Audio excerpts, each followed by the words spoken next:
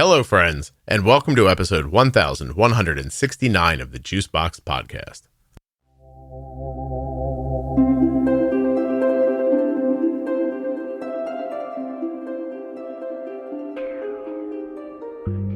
In today's episode, the person I'm interviewing will remain anonymous, but we're going to call her Damsel. Damsel is 31 years old. She's had type 1 diabetes for just a couple of years, and there are 3 previous generations of type 1 in her family. Damsel was originally diagnosed with type 2 diabetes. She has seizures with something they call idiopathic epilepsy. And I need to warn you that there's going to be conversations about abuse, both at the hands of her father and at an ex-partner. She's going to talk about having been raped. So please be careful while you're listening. Please don't forget that nothing you hear on the Juicebox Podcast should be considered advice, medical or otherwise. Always consult a physician before making any changes to your healthcare plan or becoming bold with insulin. Don't forget to save 40% off of your entire order at CozyEarth.com. All you have to do is use the offer code JUICEBOX at checkout. That's JUICEBOX at checkout to save 40% at CozyEarth.com. If you have type 1 diabetes or you are the caregiver of someone with type 1, please take the survey at t1dexchange.org/juicebox. It takes 10 minutes and you'll be helping with type 1 research. t1dexchange.org/juicebox. Today's episode is sponsored by Medtronic Diabetes, a company that's bringing together people who are redefining what it means to live with diabetes. Later in this episode, I'll be speaking with Mark. He was diagnosed with type 1 diabetes at 28. He's 47 now. He's going to tell you a little bit about his story, and then at the very end of the episode, you can hear my entire mini interview with Mark. To hear more stories from the Medtronic Champion community or to share your own story, visit medtronicdiabetes.com/juicebox and check out the Medtronic Champion hashtag on social media. This episode of the Juicebox Podcast is sponsored by Eversense. The Eversense CGM is more convenient, requiring only one sensor every 6 months. It offers more flexibility with its easy-on, easy-off smart transmitter and allows you to take a break when needed. EversenseCGM.com/juicebox. This show is sponsored today by the glucagon that my daughter carries, Gvoke HypoPen. Find out more at gvokeglucagon.com/juicebox. Hi, I'm Damsel. Do you have type 1? Yes. You do. How old were you when you were diagnosed? It was only a couple of years ago, so I think I was like 28. Okay. 29. What are you now, 31-ish? Yes. Yeah, okay. Was it a surprise? Meaning, do you see any type 1 in your family or other autoimmune stuff in your family? It was not a surprise to me. It was a surprise to my doctor. I'm a 4th generation type 1, so. How did it surprise your doctor then? That's funny. Did he know your family history or she? No, she didn't really know. I didn't know at the time that was super relevant.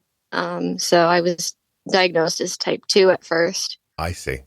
And how long did that go on before? Well, I guess first tell me who, like in your family line, who else has type 1? There's 3 others? Yeah, like a great uncle, my late grandfather, my aunt, and then me. Wow. How about, does your mom or dad have any autoimmune stuff like celiac or thyroid stuff? Yeah, my mom has low thyroid. It's probably Hashimoto's. Mm-hmm. Okay. So the people that you talked about, great uncle, that kind of stuff, they are on your mom's side? Yes. Okay, got it. So what was your first symptom? What got you thinking something was wrong? Well, my symptoms started when I was a lot younger. When I was 16 or 17, I started having seizures. So I think it started with like hypoglycemia, or at least like a big crash. You were having seizures when you were 16. Was that ever diagnosed? Like, did a doctor ever tell you what they thought it was? Oh, yeah. They thought it was idiopathic epilepsy. Oh, epilepsy that they can't explain. Yes. How lovely.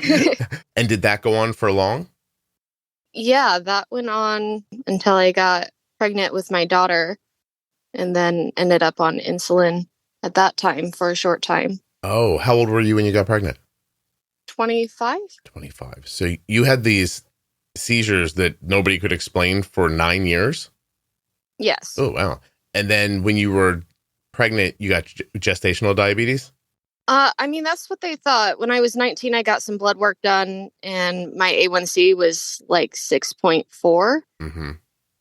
And they were like, "You're really young to be pre-diabetic. I wonder what's going on here." And then just kind of brushed it aside. So do you think you had LADA for all that time? Like the slow onset type 1 where it's sort of your body's still fighting the fight, but it's going the wrong way?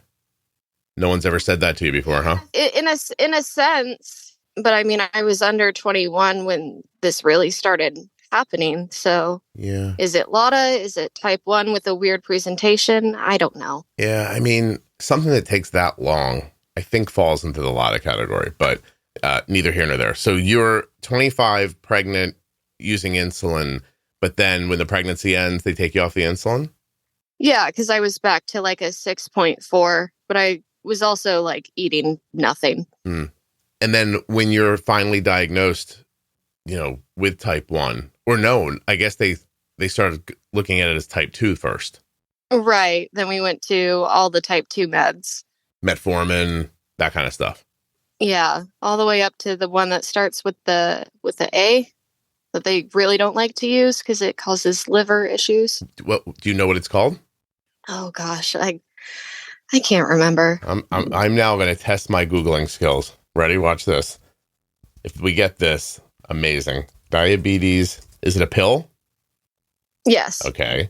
Diabetes pill, liver. Nothing with an A popped up. Damn it. I had such high hopes for that.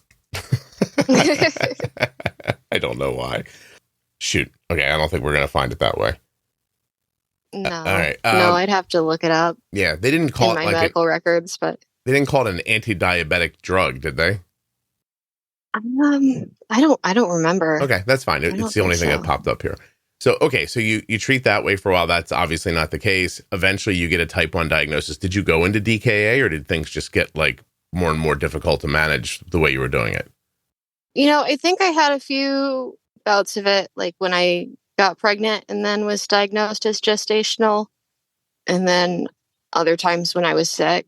But, not knowing is like, if it's mild, why go to the hospital? Just, Can you describe a little bit what it's like to live in that kind of like limbo with your health, not really knowing what's going on? Treatments aren't doing what they're supposed to do, and you still go on? Oh, gosh. I mean, I didn't really go on. It was almost entirely disabling.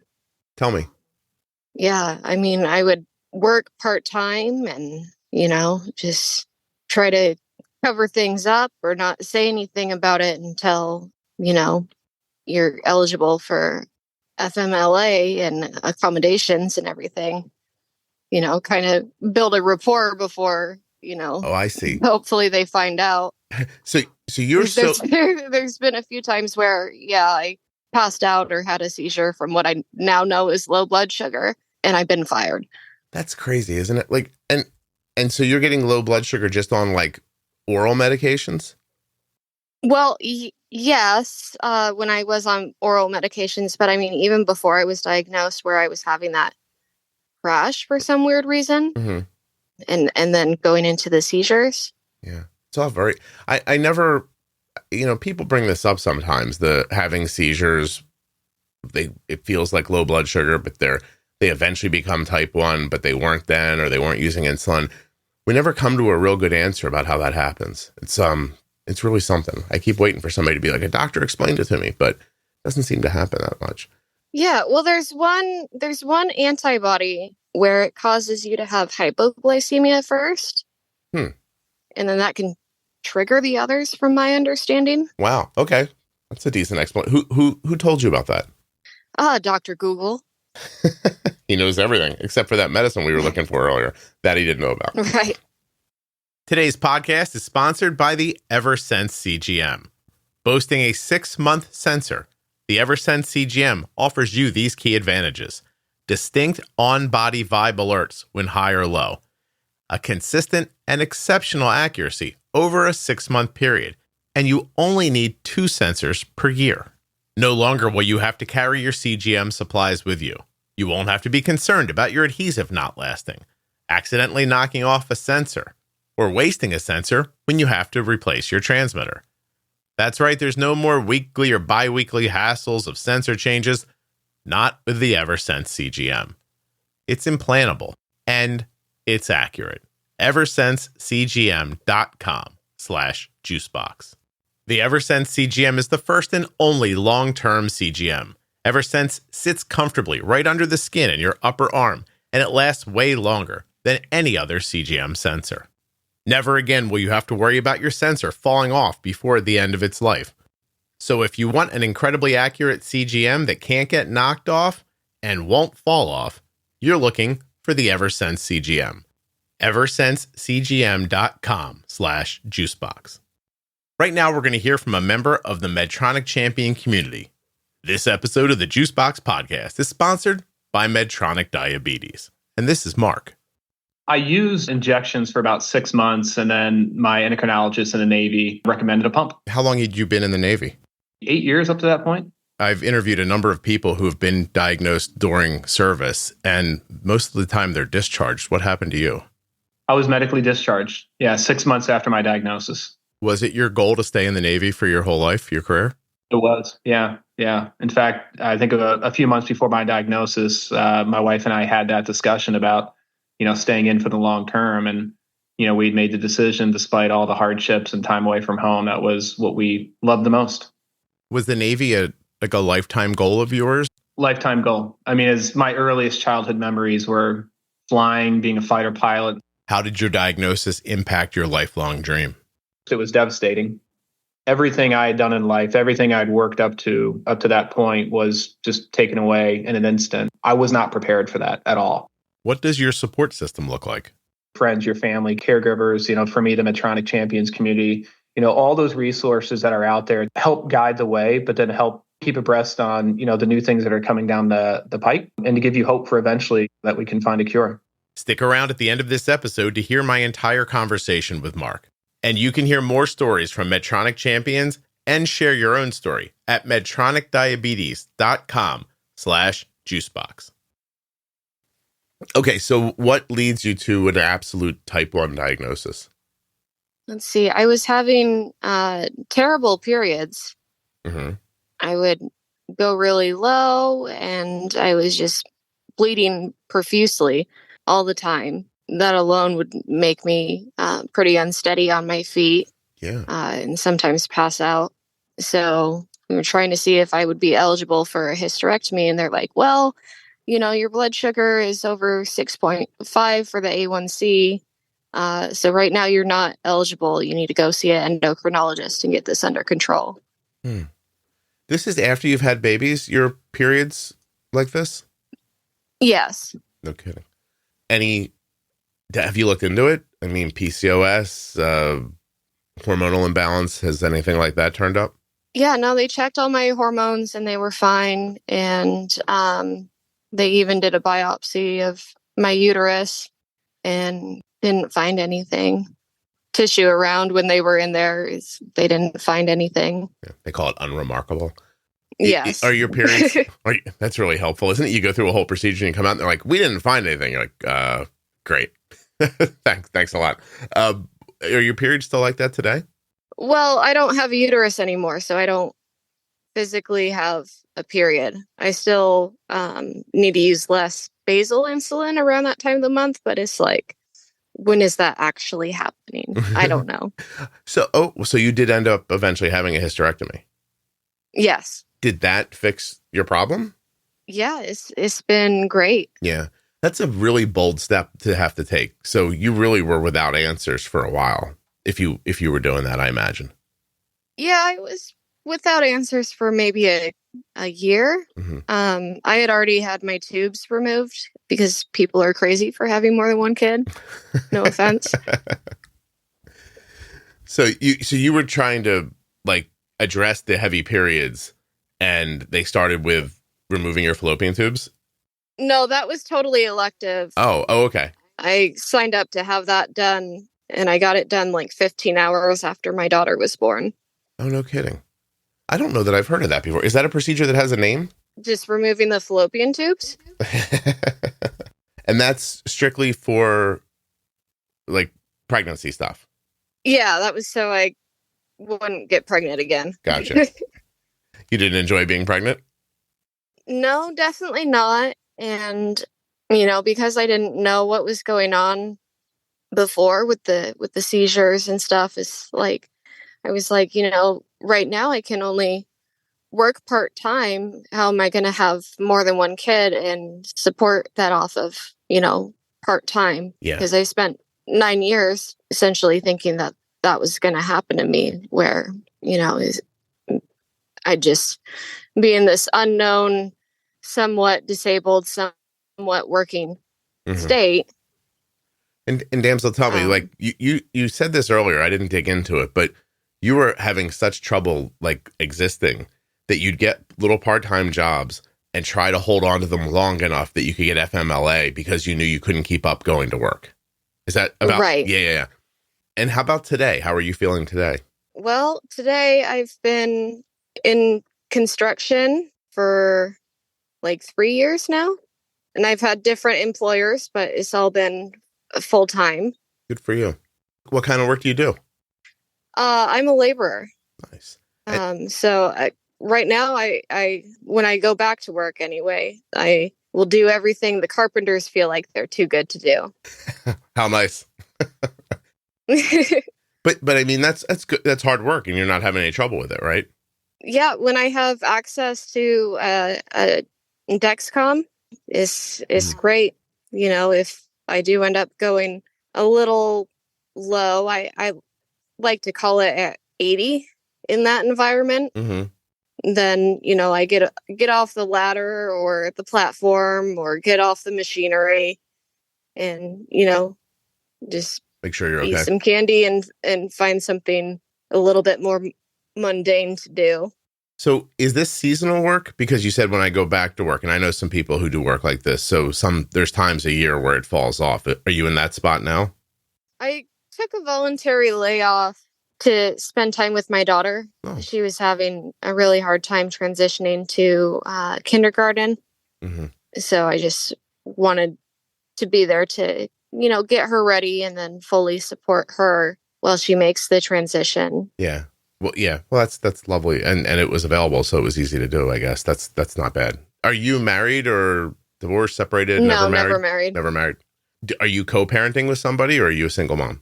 I'm single. Yeah. Your daughter's with you full time? Yes. Okay. How do you handle that when she's that young and you have to go to work? Sitters or? I'm in the Seattle area, and there's a bunch of like in-home and 24/7 daycares. Yeah, and you're able to do that. Yeah, so I'm able to be super flexible, and nice. She's got kids of all ages that she gets to make friends with, and it's nice. But she didn't like going to kindergarten? I wouldn't say that. I think because I had this just kind of wild schedule for raising somebody so young, she didn't get to go to preschool. I see. So it was just from like daycare, where maybe it's a little like Lord of the Flies, right into like structure. Yes, yeah, absolutely. She's like, wait, I got to just sit here the whole day? You kidding me? I get that. I still wouldn't be good at that, by the way. If I didn't have this specific job to do, if you sat me at this desk and you were like, just stay here for a while, I'd be like, I got to go. I can't just stay here. If I didn't have something to do that I knew was very important, I'd have trouble too. So how long did it take her to kind of work through it? Well, she's still working through it, but this week I'm hoping she'll make it to all of her classes. Gotcha. No, I'm glad you're able to be with her and try to get it worked out. Yeah. That's really nice. So you reached out to be on the show for a specific reason, but then right before we started talking, you were like, we might not talk about that so much. So tell me what it is you want to talk about. Well, I feel like it might be more helpful to talk about, losing your housing and being homeless and like actually fleeing domestic violence. Wow. Yeah. I didn't realize that any of that had happened to you. So tell me about that. Where did that issue start? Well, definitely not the first time that I've been homeless, but right now, me and my daughter are in an emergency shelter. Okay. Where were you prior to that? Before that, we were car. For how long? I want to say a week and a half, maybe 2 weeks. Okay. And where were you before you had to move into your car? Yeah, I had gotten a roommate and she thought she could leave her ex, but she ended up reconciling with him and he was very abusive. Mm-hmm. And I can't have that around my daughter. And it's very, very hard to kick somebody out in Washington State. Okay. So I ended up choosing to leave. Oh, I see. Okay, so you and this really no backup plan. Yeah, so you and this woman were gonna room together, and that's how you're gonna be able to handle things. But then she brings her abusive partner back into your home. Yes. Oh, and then you bugged out because of that. Right. And you've been the victim of abuse in the past? Yes. Is that with your baby's father or somebody else? Yes. That's right. Yeah. So you guys were together for a while. Yeah, maybe 6 years. Okay. On and off. You know, it takes a while to leave for good. Was it abusive the entire time? It was great the first year, maybe year and 3 months. Mm-hmm. You know, and then after that, you know, they don't have to keep up such a facade, you know. He felt comfortable, stopped pretending that that's not who he was. And then if this is difficult, like I'm adjusting on the fly here, Damsel, because I didn't know this was like in your notes. This wasn't in your notes. But so if I say something that's insensitive or, you know, hard for you, please just stop me. What does the abuse look like? Is it verbal? Is it physical? Is it a mix? If you take insulin or sulfonylureas, you are at risk for your blood sugar going too low. You need a safety net when it matters most. Be ready with Gvoke HypoPen. My daughter carries Gvoke HypoPen everywhere she goes because it's a ready-to-use rescue pen for treating very low blood sugar in people with diabetes ages 2 and above that I trust. Low blood sugar emergencies can happen unexpectedly, and they demand quick action. Luckily, Gvoke HypoPen can be administered in 2 simple steps, even by yourself in certain situations. Show those around you where you store Gvoke HypoPen and how to use it. They need to know how to use Gvoke HypoPen before an emergency situation happens. Learn more about why Gvoke HypoPen is in Arden's Diabetes Toolkit at gvokeglucagon.com/juicebox. Gvoke shouldn't be used if you have a tumor in the gland on the top of your kidneys called a pheochromocytoma, or if you have a tumor in your pancreas called an insulinoma. Visit gvokeglucagon.com/risk for safety information. Definitely a mix, and I'd say like a build-up.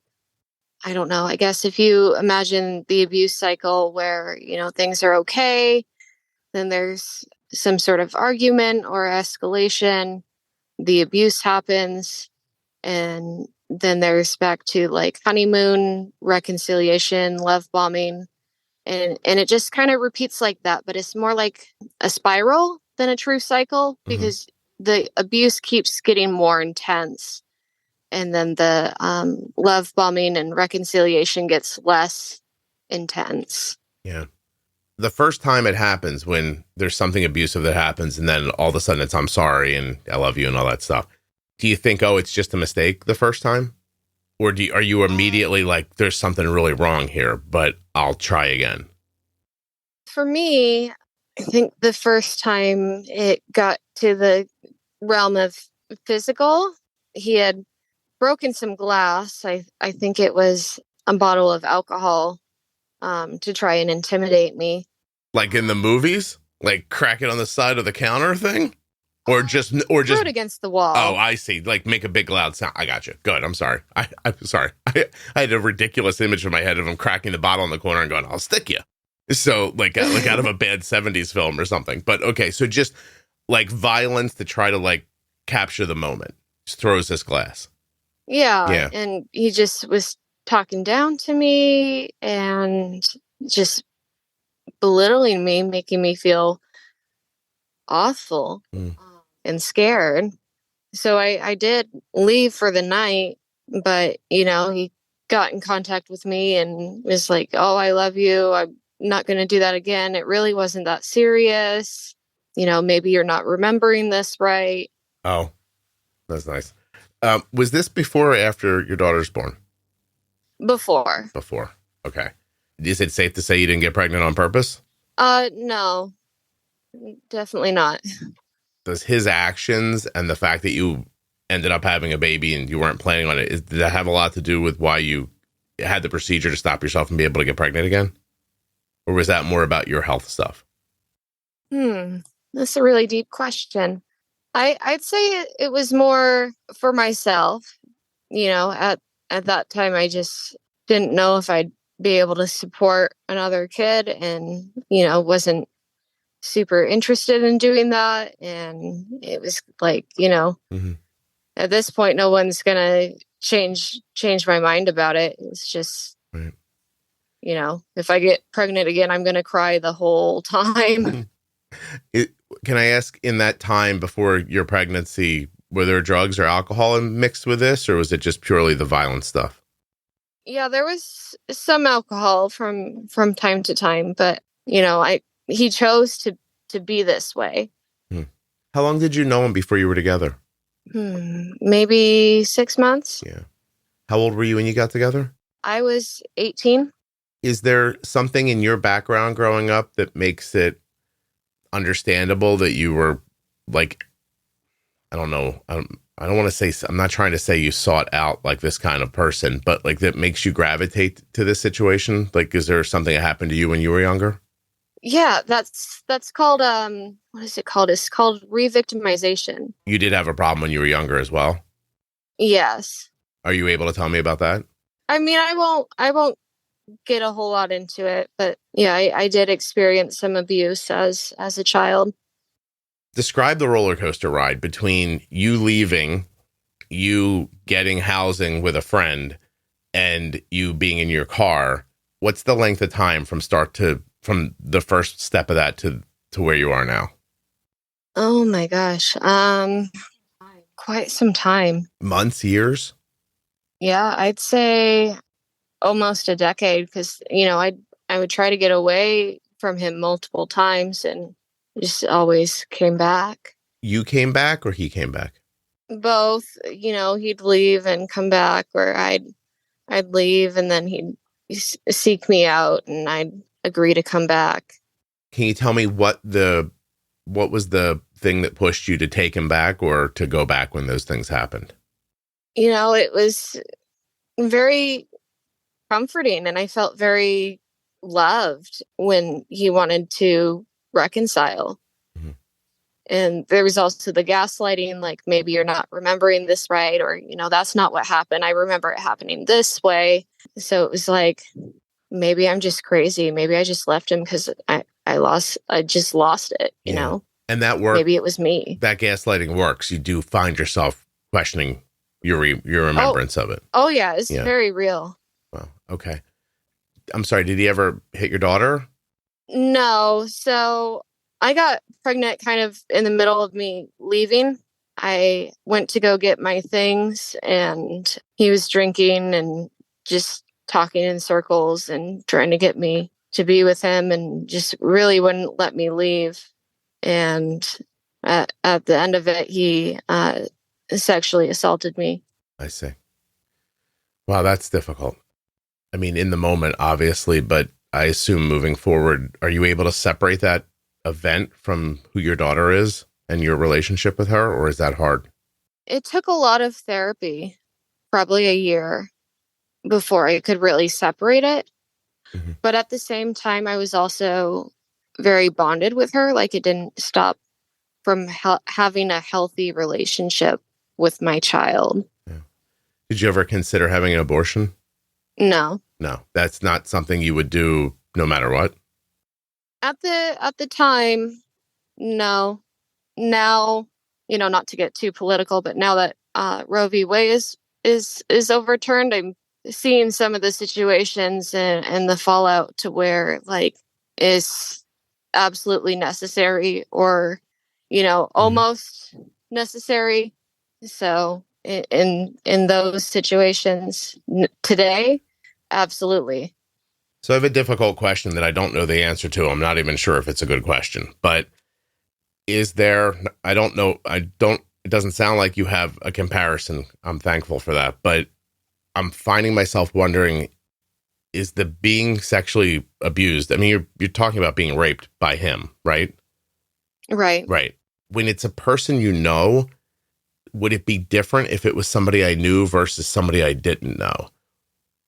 And I don't know why I'm asking, but I'm wondering if that had any impact on how you dealt with the pregnancy and moving forward, etc. Yeah, I can't say that I know. And I think it would really be more individual. You see what I'm like kind of getting at though? Like, I mean, it's horrible in the obvious. I mean, I've never experienced it, but I'm imagining it's horrible in the moment, obviously, and the aftermath of it is probably terrible. But when you're weeks and months down the line from it, is there a part of your brain that's like, well, I've had sex with this guy before? Like, is it like, do you know what I mean? Like, does your brain start making up excuses for why it's not so horrible? I guess that's my question. Yes, I that's what happened to me anyway. Yeah. That's kind of what I was imagining, because then I can see how your brain could try to make you feel better by kind of telling you those things. You know what I'm saying? Right. Yeah. Maybe that's just a thing to protect yourself, but which your body does a lot of things to protect you. So maybe that's actually helpful. If you can't afford a place to live right now, how are you managing your diabetes supplies and raising your daughter? How do you do that stuff? Well, right now I'm MDI.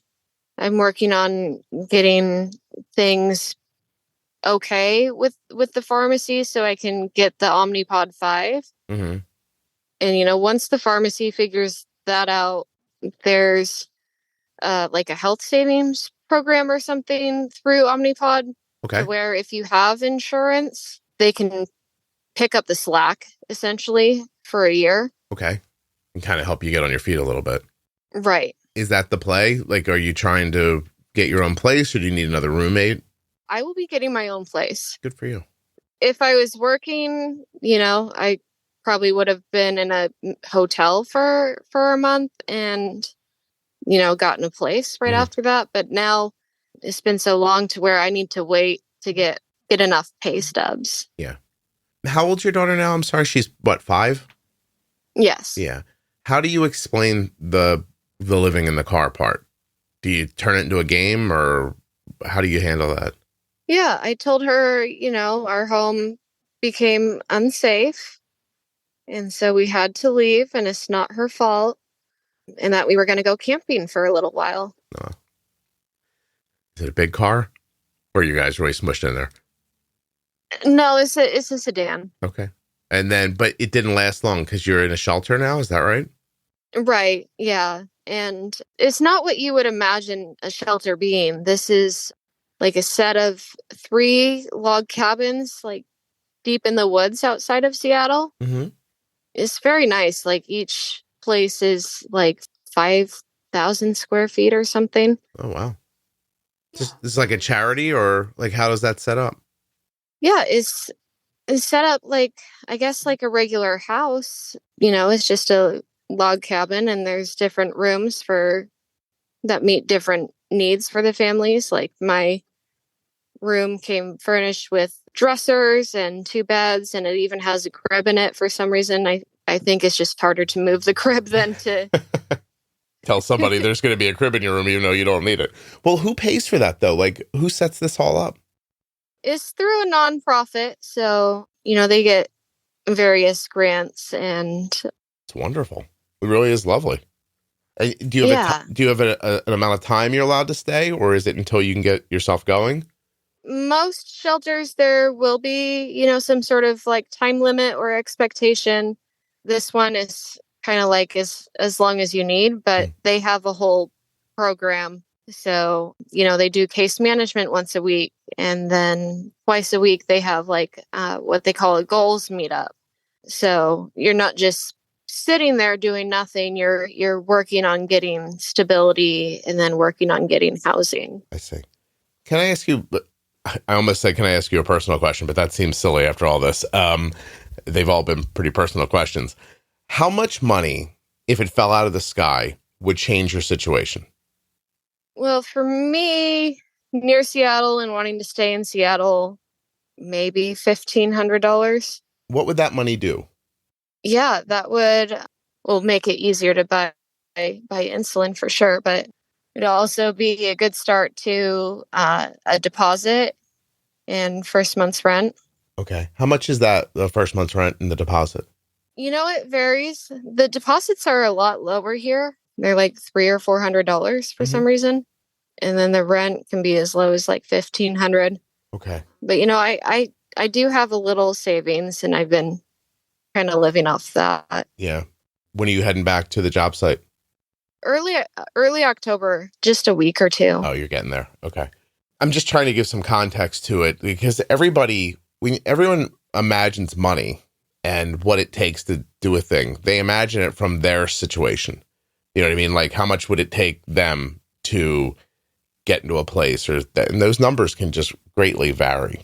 It's just, I find it interesting, and I appreciate you answering the question. Thank you. Do you ever see yourself dating again or trying to find a partner, or is that something you're very sour on? Oh, no, I definitely want to find a partner, maybe even get married one day. Okay. That's wonderful. Your Tyler early experience hasn't turned you off to that idea. No, I'm not bitter about it. But like I said, I've done a lot of therapy, so it has helped. Yeah. Talk therapy with a psychologist?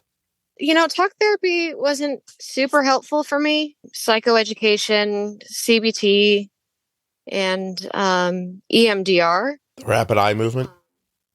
Yes. Yeah. You're like the 10th person who's brought that up on the podcast. Of all the things I never thought I'd hear about, I hear about that a lot from people. It's really interesting. And that, how was that helpful? What was it? What did it help you move through past? It really helped me just process. I feel like the memories were kind of trapped somewhere in my mind to where they hadn't really been processed, but then also like stored in my body by like aches and pains. And I was able to kind of really tap into what those sensations were and what those feelings were, and how they related to the memory. Wow. How long did that process go on for? Well, the EMDR was probably like 9 months. No, that's not bad. I mean, honestly, 9 months of work on something to be able to help you like that is pretty amazing. What kind of a doctor helps with that? Or is it a therapist? It's a therapist, usually one that's graduated their program and is trauma informed and then has taken so many hours. I see. Specifically related to that therapy. Wow, that's wonderful work they're doing. This really, you've been through, Damsel, do you know, like, if you know how much you've been through, right? Like, it's not like you don't lose the impact of it because it happened to you. I'm sympathetic for other people, but for me, it's kind of like at this point, it's a thing that happened. It's amazing. It's as you were saying it, I'm like, she's going to say it's just the thing that happened to me. But being the person who's listening to it, like, we're 45 minutes into our conversation. I've never met you before this. Like, it's an astonishing story. And over a short period of time to a young person there's a lot there, It's really crazy that you're doing as well as you are. Do you feel like you're doing well? Once I get back to work, I'll be doing very well. Good. I'm 3 years into this apprenticeship, and so I'm almost finished with it. Then I'll be making some really good money. It's just, the situation came up and then my daughter needed me home. So yeah, no, I understand. So I think it's a brave decision, especially while you're getting back on your feet and you're making strides to see that you need to still take a break to help your daughter I think that's really very mature. You know what I mean? Like, because you don't strike me as a person who's like, oh, my kid's having a problem, I can take 2 weeks off. Yay. Like it feels like you really made what you thought was the best decision for her. Right. Yeah. Good for you. Where do you get decent parenting skills from? I guess you got to develop them on your own, right? No, I wouldn't advise that. There's tons of programs for like new parents. When my daughter was born, I did a program called a nurse partnership program, where a nurse would come in home and do some education, towards the end of my pregnancy and then all the way through age 2. Mm. And we would meet first every week. And then, eventually it went down to like once a month at the end of the program. But I learned so much from that program. And, there's little things that I didn't know that they were able to educate me on, so I didn't, mess it up. So how did you have the wherewithal to do that? Like, so we're talking around it, but you didn't grow up with great parents. Is that right? They were super into my education and really supported me that way. Mm-hmm. But they lost their shit, I guess. Yeah. Sometimes I wasn't the easiest child either, but, I feel like that's what most abuse stems from, like parent to child, mm-hmm. is, the parent is trying to discipline the child and absolutely loses it and hurts the child. Yeah. And that happened to you. Yes. Right. And now you're, not that people need to be reminded, but now you're having a baby that came from your assault, and you want to be a good mom and you don't really know how. So you have the wherewithal to go find services that help you with that stuff. Like, that's a really, mature is not the right word. That's a really thoughtful decision.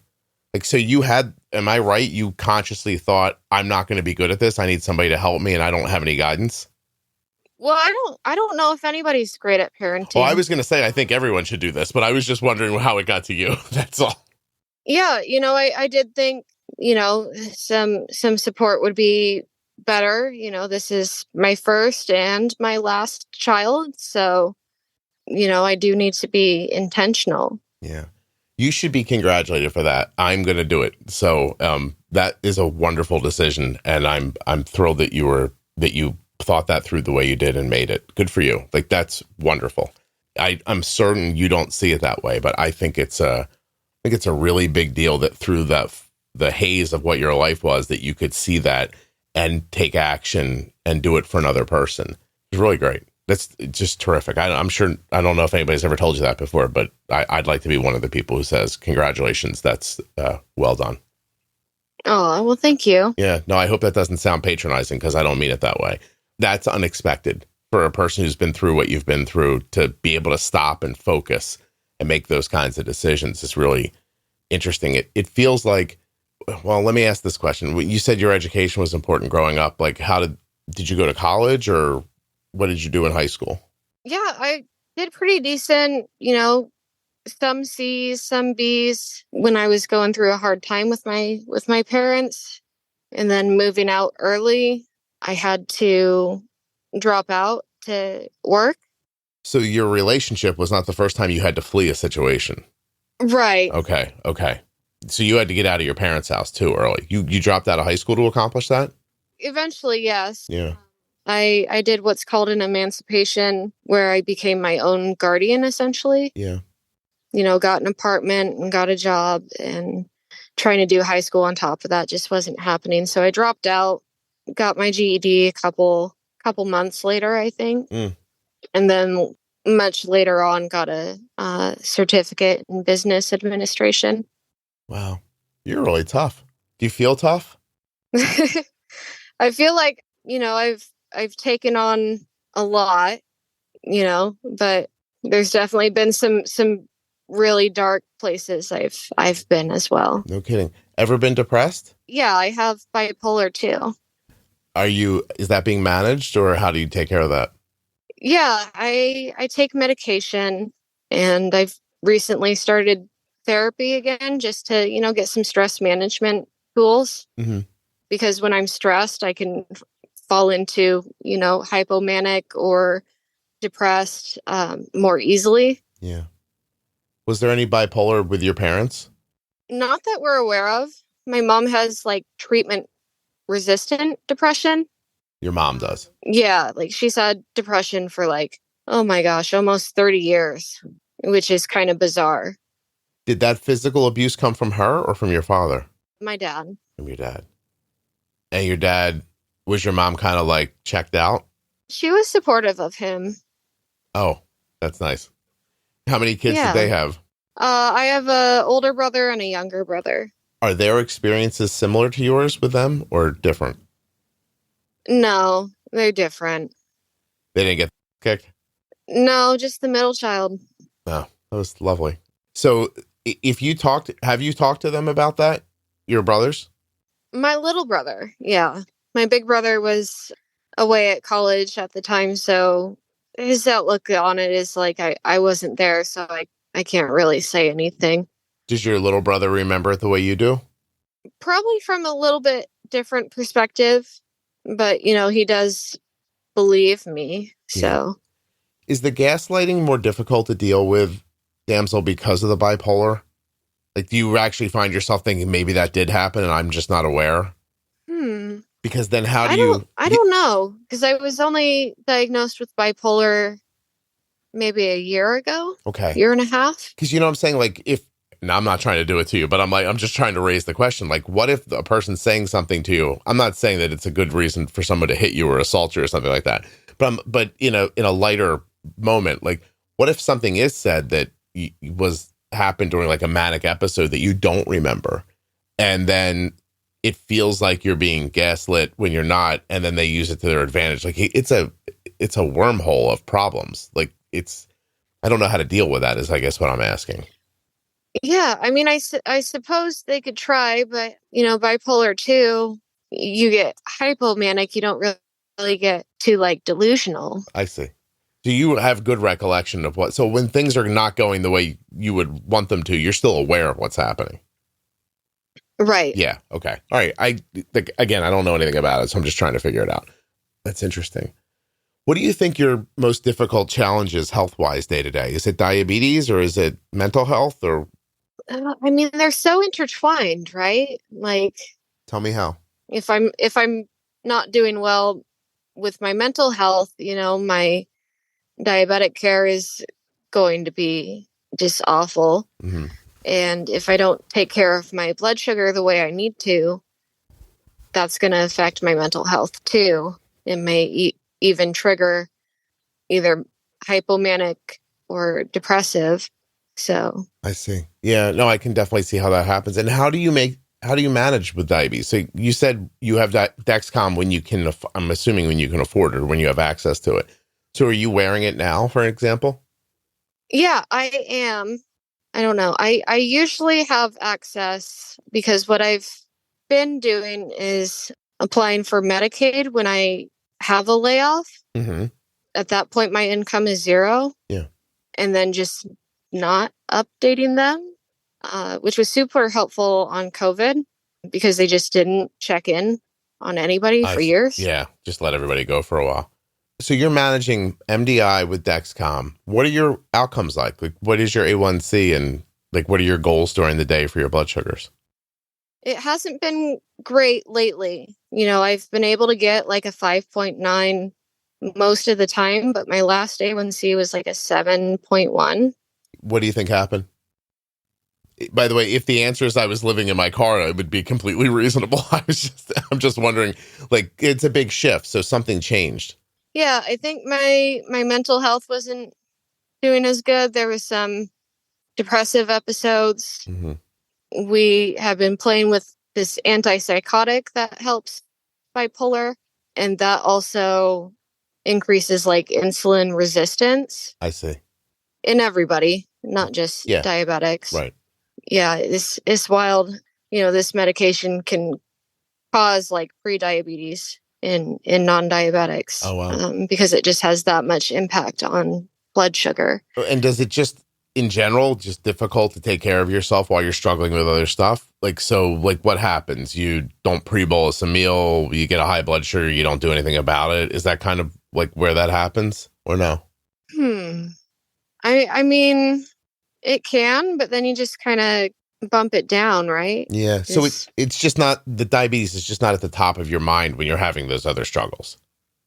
Right. Yeah. And like when I was in the car, that was during a heat wave. So I'm sure that like fried some of my insulin. I see. Wow. You make a lot of hard decisions. You'd make a good CEO. A lot of tough stuff gets put in front of you. You're like, well, we're going to have to pick one of these horrible things. Let's go with this. This is the best. You do like, I mean, I grew up poorly, not like you. I do know about choosing between two bad decisions and, you know, which one keeps you going longer. You know what I mean? Like it's not like there's a great decision that leads to a castle where I'm a prince and there's a bad decision and I just have to make the right or wrong one. It's like I have two pretty crappy decisions to make and I just have to decide which one's not as bad. And how does that keep me in the game another day so I have another opportunity to get out of this? Does that sound like some of the stuff you've had to go through? Yeah, definitely been through a lot where it's like there's no good choices. Yeah. I bet you a lot of people don't know about that. You know, I'm sure there are a lot of people who grow up halfway decent and go off to college and their big decisions are, you know, do I want to live in this apartment over here or this apartment over there? And, you know, that kind of stuff where when you're trying to decide like, well, I'll move into my car because I can get away from the abusive guy that's with the roommate, but then my insulin's not going to be refrigerated and my daughter's going to be living in a car. But that's better than this. Like that's a lot of like running from lava is what it feels like to me all the time. Like, you know, like I can't stay here because I'm going to burn, but I got to go somewhere else. There's not a lot of good options. Just it's an intense way to live, you know? Yeah, I definitely live on the edge. Yeah. You're like an action star, except with stuff instead of like asteroids. You're right. It's not as cool. Yeah, you're the Rock if the Rock was being chased by somebody with a stick. That's basically it. But you're doing really well. God, I've never said this before because it sounds so just stupid, but I think in your situation, it's not a bad question. Where do you see yourself a year from now? A year from now, I should be graduated from the apprenticeship. I'll probably make too much for like moderate income housing. So I'll probably be with like a private landlord and, you know, trying to save up to buy a house. Yeah. Good for you. That's really cool. I mean, you know, I'm going to share something with you that is almost apropos of nothing, but at the same time, I've had conversations with people in their 50s and 60s who had really like bad events in their life. Like stuff that stretched out over decades.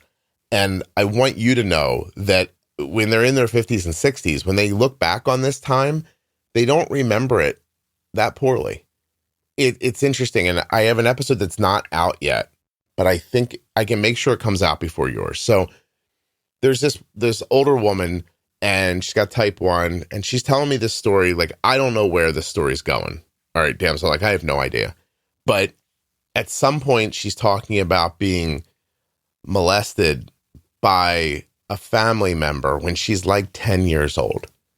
And I think, like, gosh, this must be a defining moment in her life. You know what I mean? Like, everything that happens to her must stem out of this horror.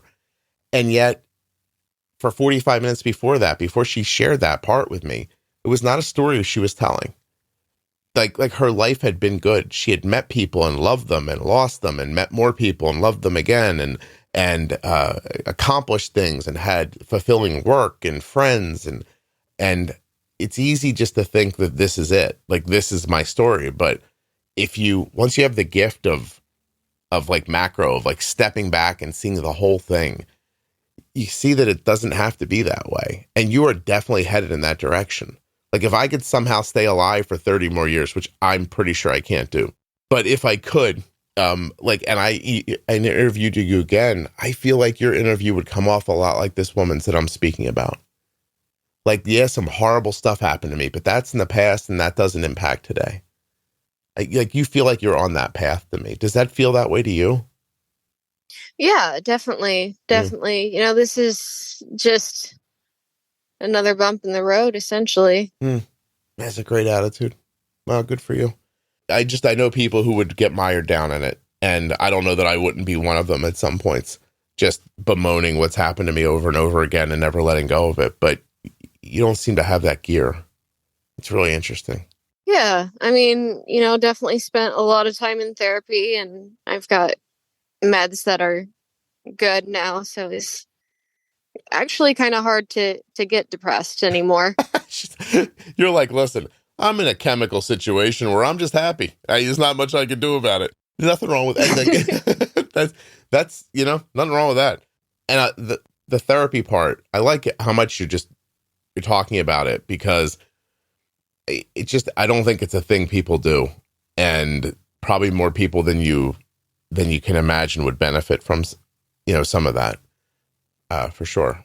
Yeah, I think it's more talked about in just the Seattle area. Yeah, I feel like we talk more about going to therapy and like being healed, especially like on dating apps.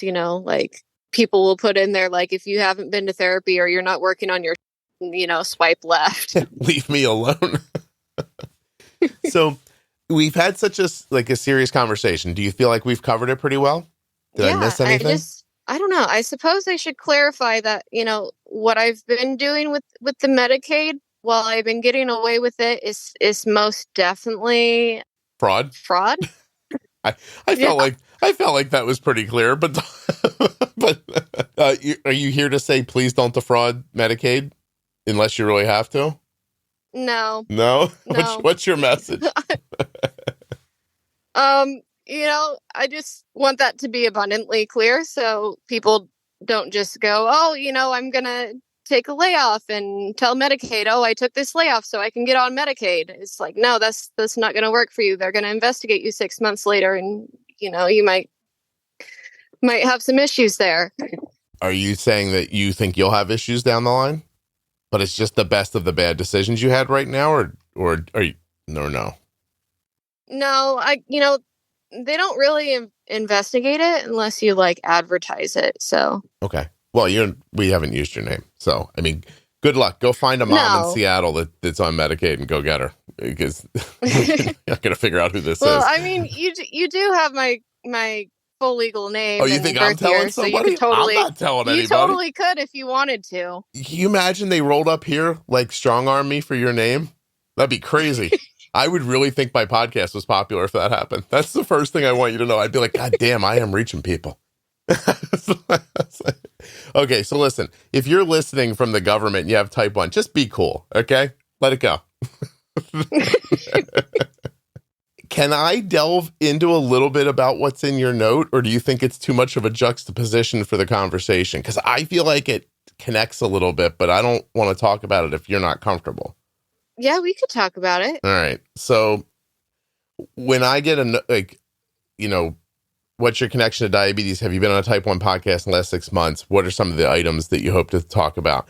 You just said BDSM kink from a type 1 point of view. And then we got on today and I was like, that is not what we're talking about. So I did a great job adjusting. I think everyone can see that now.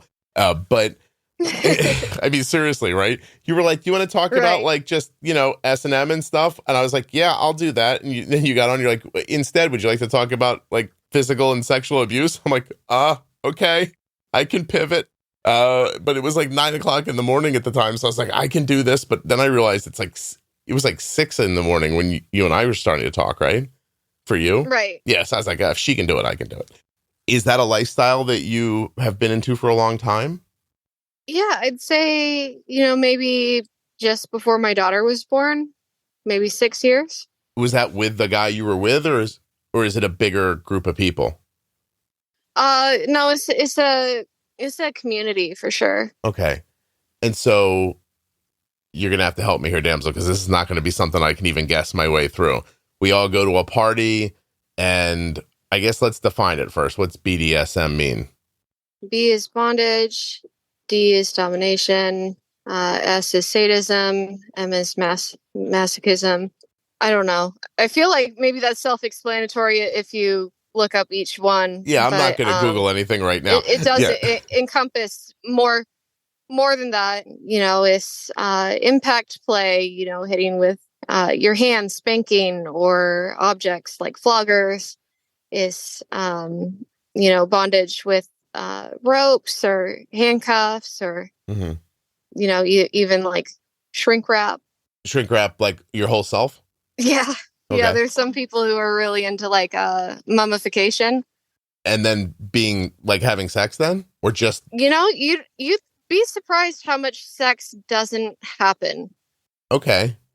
Interesting. So, I mean, I think the obvious question here is this a way to take control over things that were happening to you in the past? Like, so you're being abused by people, but now you can be in control of it. Like, there's abuse, but it's not harming you. You're in control of when it starts and stops.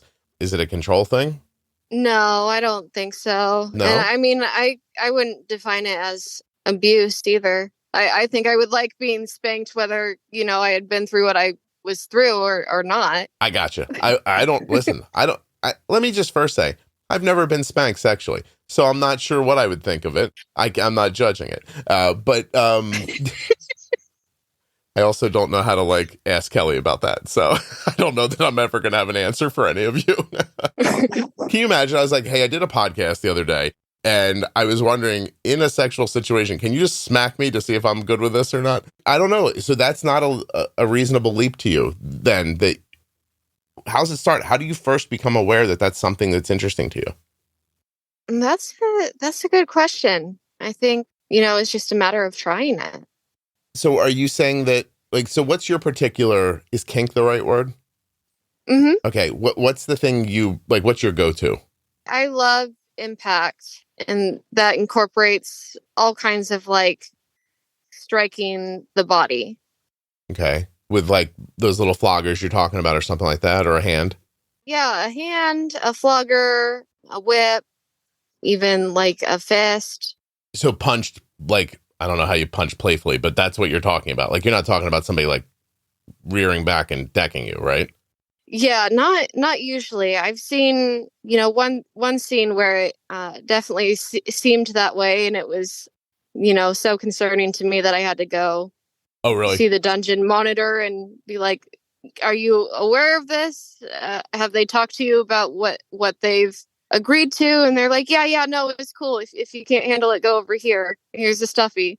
Damsel, damn you for bringing up such serious stuff on this podcast and keeping me from being able to call this episode Dungeon Monitor. I really, you screwed me on that one. I'm not going to lie to you. Because that would be a great name for the episode. When you said there's a dungeon monitor, I was like, get the hell out of here. Is there really? That's fantastic. That, I don't know, tickled me. So for you, you want the impact stuff. Do you want it during intercourse or not necessarily? No, definitely not. That's not for me. So prior to or not even in conjunction with? It depends. If, this is a sexual partner, then, maybe. But if this is someone I just met or a good friend, then no, probably not. Okay. So these things do not need to be connected to sex, actually. No, they don't need to be connected to sex or romance or anything. Do they like that? For you, are they more frequently not connected or connected? I'd say more frequently not. Okay. So if you and I are dating, you might say to me, what? Hey, Scott, after we watch The Wall tonight, what are you looking for? You're like, I don't know. After The Wall. I mean, I'm guessing you're vanilla, and I'd have to respect that. No. Listen, let's say I'm up for it. Whatever you want, I'm there. We're together, okay, in this scenario, so I'm good. I know the deal. Like, I've met you. I heard the car story. I know you're bipolar. I'm in. Okay, I'm here. What are you looking for? I don't know. I guess in my mind, I definitely separate like kink and sex and romance. I prefer like polyamorous relationships. Okay. So, those things can remain separate as well. Mm-hmm. So what if it wasn't sexual? You were just like, you wanted the impact stuff. Like, what would you Like, would you leave it to me, or would you be like, look, I need you to slap me here or pinch me or that kind of stuff? Yeah, no, I guess I would probably ask you if you wanted to negotiate a BDSM scene. Oh, okay. So we'd pre-plan it and then act it out. Essentially. All right. You understand? I don't know what I'm talking about. I'm just doing my best to try to get it out of you because I don't know.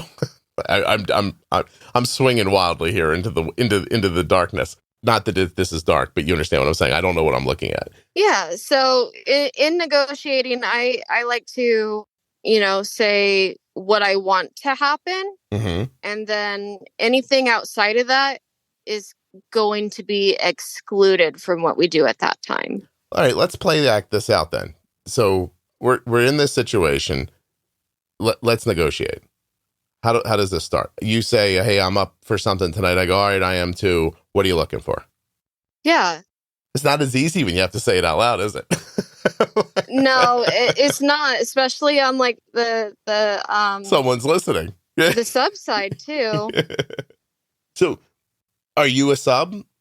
Yeah, more towards sub. I'd say I'm a bottom, and the differentiation between that is like the bottom is the act of receiving, whereas a sub is like a power thing. You are giving power to the dominant or giving power to the top. So is this a situation where you basically signal to, again, we've watched The Wall, and I only bring this up because it's my favorite nighttime game show because I love, for some reason, Damsel, let me tell you something.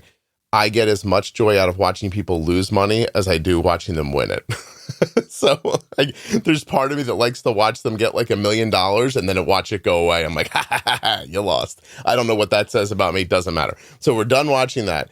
And you make the signal to me that you're up for shenanigans. And then it's kind of on me to like move forward with it. You're not going to tell me what you want. You've given me the nod and now it's on me to come do what I'm going to do. No. So we would negotiate and you'd say, okay, what do you want? What are you in the mood for? And I'd say something like, oh, maybe a little rope play and impact. And you'd say, okay, for rope, or are you okay with us doing something maybe like a chest harness? Or are you thinking of doing maybe some suspensions or, kind of evaluating what equipment you have to work with and, taking into consideration, maybe some health limitations. Yeah. So we're looking at like making a harness to suspend you if we can, or you said chest harness. So like, I'm so sorry. Am I wrapping this like around your breast or the rope or right? Like sort of like, what am I trying to say?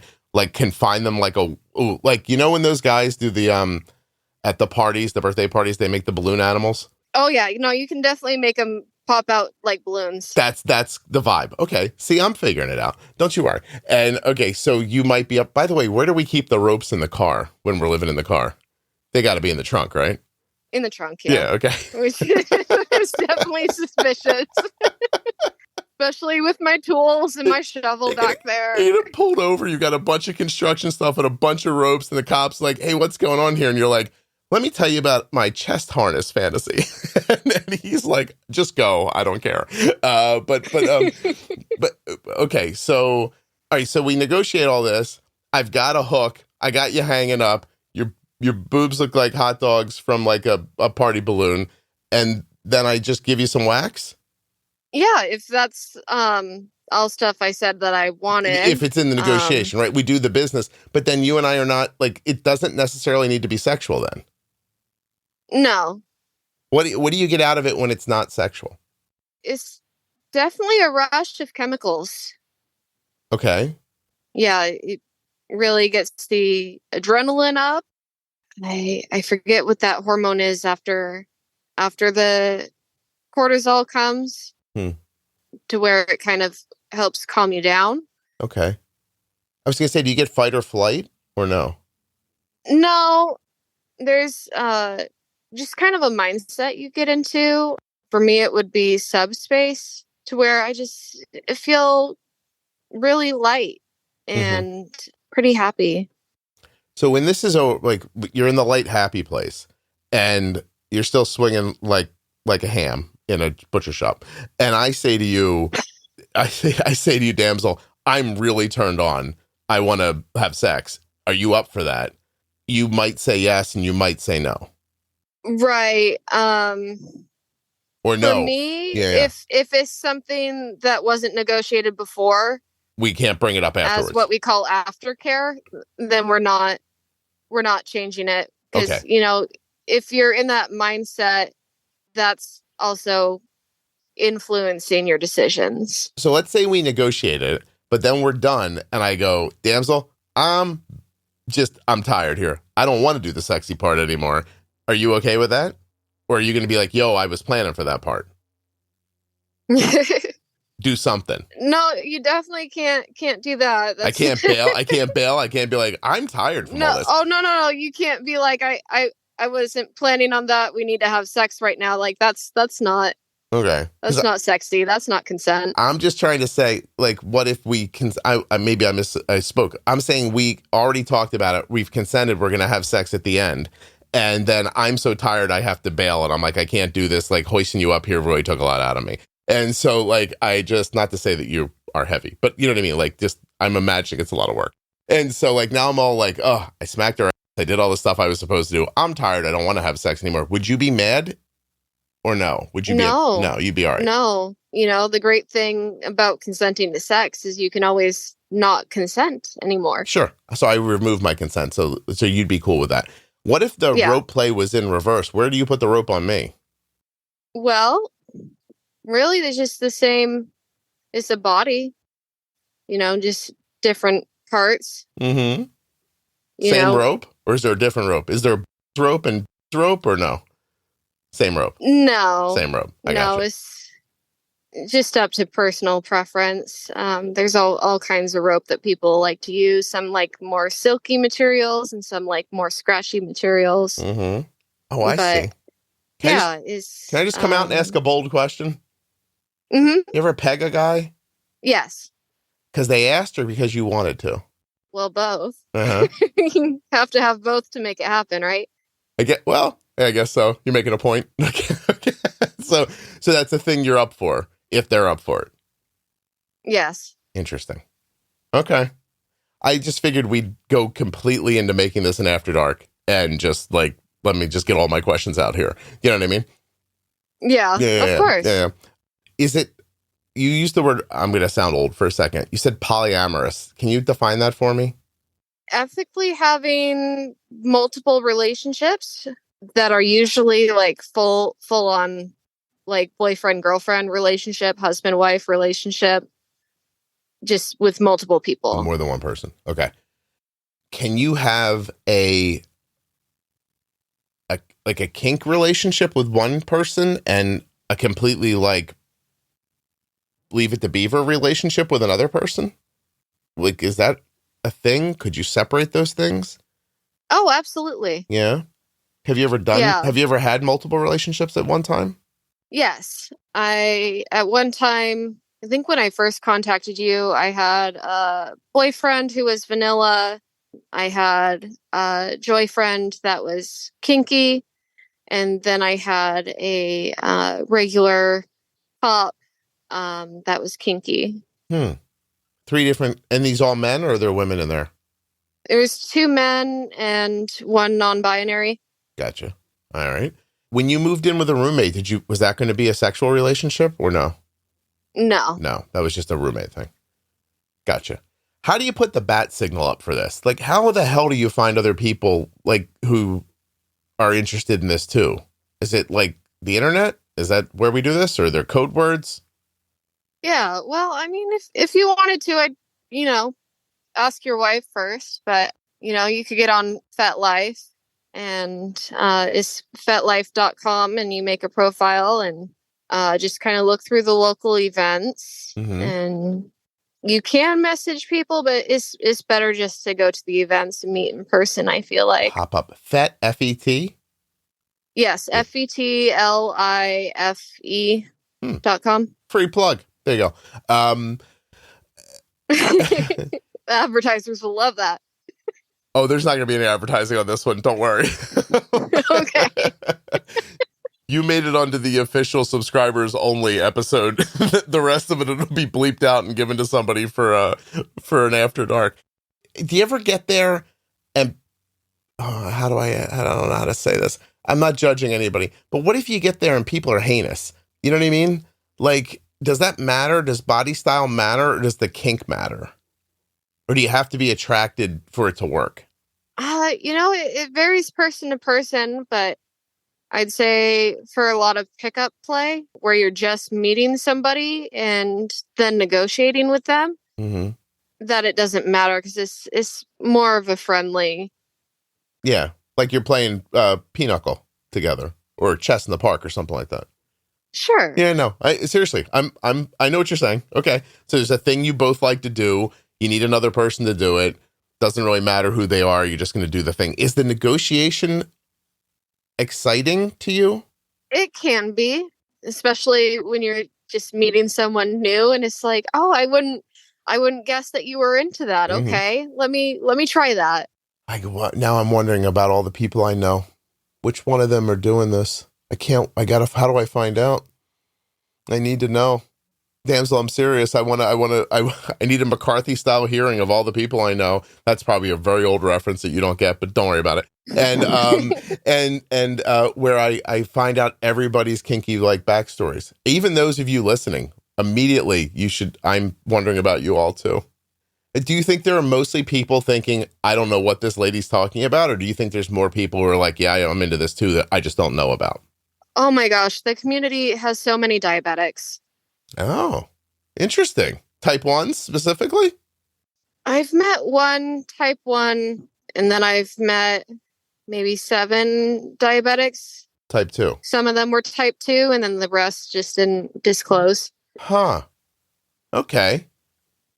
Interesting. I don't know if there's a correlation there or not, but that's still very interesting. Have you ever met somebody you've known? Have you ever gone to an event? They're called events? Mm-hmm. All right. Have you ever gone to an event and looked across the room and been like, oh, hell, that's my 3rd grade teacher or something like that? No, not that closely.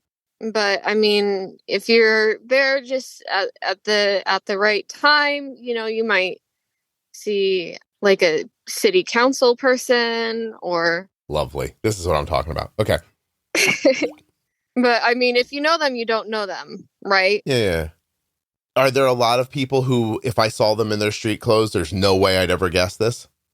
Oh, yeah. Yeah. Are you one of those people? Especially the older people. Oh, yeah? Because it's like, oh, there's grandmom. But no, she's got a whip, like that kind of thing. Yeah, there's quite a few from like the boomer and like later Gen X generation that go to events because they're empty nesters now. They have all this time to actually do it. Yeah. I'm going to ask my wife. I'm going to say, she's not here right now. She's traveling for work. I'm going to ask her. I'm going to be like, hey, is it possible you have like any like kinky leadings towards this stuff? And I just have never asked. Maybe I should ask. What do you think she's going to say in return? You know what she's going to tell me? I don't know. I've been married for 27 years. She's going to walk away from me and not say a word. She's going to be like, and then a half an hour later, she's going to be like, what did you talk about on the podcast that made you ask me that? And then I'm going to I'll be like, well, you're going to want to like, you know what I'm going to call your episode, by the way? What? Damsel Not in Distress. It's good, right? I love it. Yeah. Because you seem like, for a person who's been through a lot of stuff, you seem like the least in distress person I've ever met. And you asked me to call you Damsel, so that's what I'm going to call it. Is that all right with you? Yeah, that works. Look at me negotiating and asking permission all of a sudden. I was like, is this how I have to do everything? I'm going to go to lunch today. I'll be like, would you like me to sit here or should I sit there? I'm going to get all like that. I am having lunch with a friend in an hour. Okay. Yeah, you should totally like slap the butt of the seat before you sit down. Oh my gosh. Be good. Do you get judged by people on this? Like, well, let me ask my one question. I'll get the, you listen to, there's no way you don't listen to the podcast. That's how you found out about it, right? Oh yeah, I listen. Oh, okay. So like, do you get judged by people? Are there times in your life where they find out stuff about you and you feel judged? And here's my question. Have you felt more judged by being bipolar, by enjoying an S&M lifestyle or having diabetes? Ooh, that is a good question. It's one of the best questions I've ever asked. This is one of the best interviews I've ever done, but go ahead. Let's see. Well, not a whole lot of people know that I'm kinky, so I mean, they can't really judge. And I try very, very hard not to use my real first name in the community. Right. So I think, maybe I'm judged more about the diabetes because I'm so open about it. So more people can see it. Like I love wearing my Dexcom just out on my arm. Yeah. Just being like, what's up? Hey, there's no way you could tell guys at a job site about the S&M thing, right? Because that would just open a floodgate. They'd be horrible to you, I'm imagining, right? Yeah, I've been open about it before on other job sites, and it was kind of like, oh, she must be a freak. I've got a chance with her, Everyone takes a run at you once they know? Right. Yeah, that's interesting. Not surprising, just interesting. Yeah, so there's a place I would keep it to myself. I'm pretty sure. I'm thinking about myself here. If I was a lady and I was at a job site and like that kind of stuff. Okay, well, we've done it, Damsel. This is, I'm going to tell you right now, officially the best podcast I've ever made in my life. So and it's because you're so open and you were willing to talk about so many different things. So honestly, were you pretty nervous in the beginning? Not really. I smoked a cigarette just before and a little nicotine was rush. able to collect myself. Yeah, and nicotine works. Don't tell the kids. Yeah, don't tell children that. But that little jolt you get from it's not bad, right? Right. Yeah, it's the smoking part that's not great. And the addiction and all the other stuff. But whatever. Listen, one mountain at a time. Am I right? Right. Yeah. Let's not get crazy here and try to fix the whole world at once. Yeah, maybe I'll quit smoking after I, get an apartment. That's the funniest thing anyone's ever said on here. Congratulations. Way to joke about being homeless and do it in a fun way. That was really well done. It seriously was. You're like, maybe I'll smoke after I get an apartment. Let's prioritize a little bit. That's fantastic. You were terrific. I usually say goodbye and then tell you people they were terrific afterwards, but you were really good.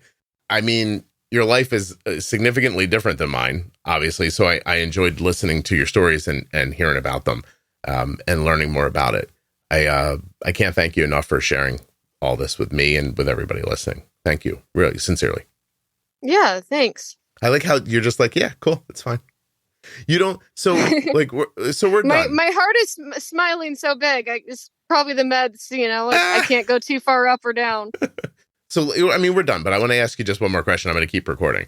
So for people who are not into this at all, what do you expect that their reaction would be to hearing your story? Well, it's kind of like we did 2 episodes in one, right? We did. This was weird. I'm not going to lie to you, but it's your life. So, but well, just put the kink thing out there first. If people heard about that, you call them vanilla. So people who don't have those thoughts or do, and they're not doing anything about it. If they hear this, do you think it sounds weird to them? Do you think it sounds freeing? Do you think they would judge it if they knew? I think most people would judge it. Mm-hmm. It's kind of a interesting niche, but I think there's also a lot of people who would be, more interested. Yeah, maybe want to explore it. Listen, I'm not gonna lie to you. I've been married for a long time. I'd love to slap my wife. I don't. I mean, once we negotiated it, and it was something she wanted.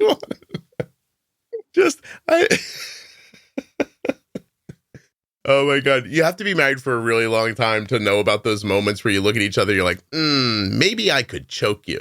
And they look back at you like, yeah, come over here and try. I'll choke you back. Oh, okay. Yeah, just you got to be married. Switch then. You got to be married a really long time, really, to imagine this. You trust me, you'll know when you're 60. But I guess I should ask, do you like being choked?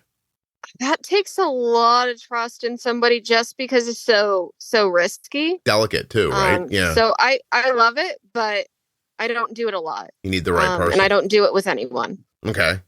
Do you ever do it to yourself? Does this move into your, all right, here I go. I know I said this is over, but does this move into your masturbation at all? Ever hit yourself? Sometimes. Yeah. Okay. Well, it's all right with me. I'm just wondering.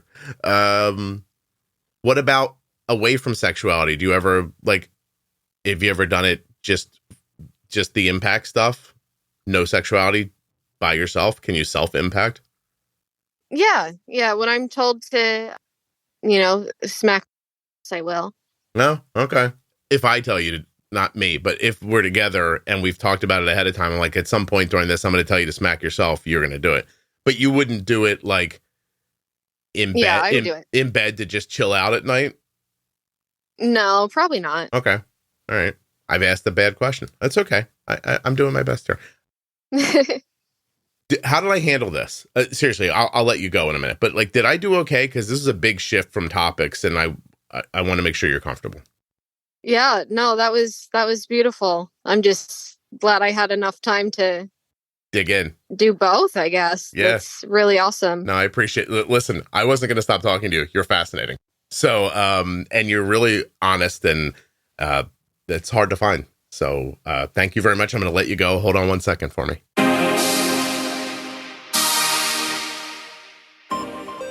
Mark is an incredible example of what so many experience living with diabetes. You show up for yourself and others every day, never letting diabetes define you. And that is what the Medtronic Champion community is all about. Each of us is strong, and together we're even stronger. To hear more stories from the Medtronic Champion community or to share your own story, visit medtronicdiabetes.com/juicebox. Don't forget, we still have Mark's conversation at the very end. It's a terrific kind of mini episode, about 10 minutes long, that goes deeper into some of the things that you heard Mark talking about earlier in the show. A huge thank you to Eversense CGM for sponsoring this episode of the podcast. Are you tired of having to change your sensor every 7 to 14 days? With the Eversense CGM, you just replace it once every 6 months via a simple in-office visit.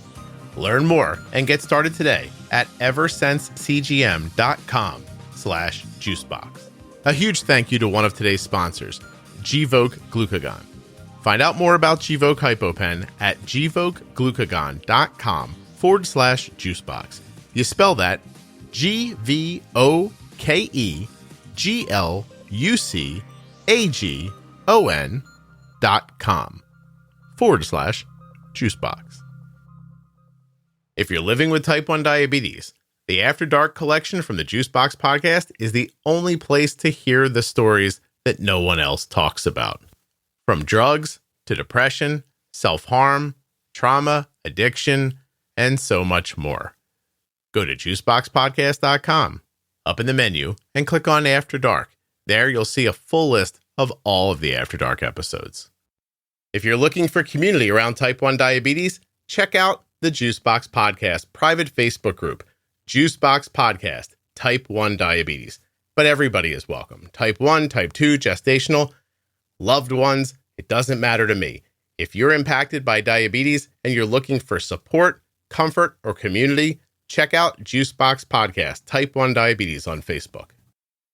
Thank you so much for listening. I'll be back soon with another episode of the Juicebox Podcast. The episode you just heard was professionally edited by Wrong Way Recording. WrongWayRecording.com.